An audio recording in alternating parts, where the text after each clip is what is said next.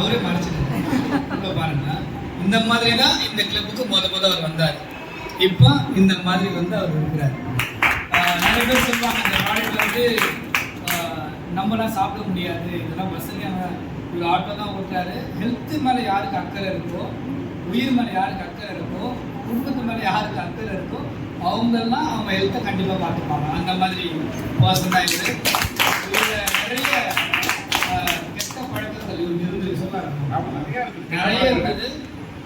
அது எல்லாமே இந்த ப்ராடக்ட் எடுத்து அவர் அது வந்து வெளியில் வந்து இப்போ அவங்க ஃபேமிலி ரொம்ப ஹாப்பியாக இருக்கு. அது உண்மையிலே பெரிய விஷயம். ப்ராடக்ட் வந்து எடுத்து வச்சுக்கலாம்.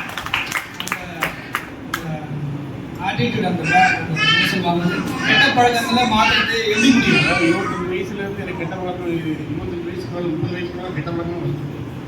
இப்போ எல்லாம் ரிலேஷன்லாம் என்ன சொல்கிறாங்கன்னா கெட்ட பழக்கம் இந்த 25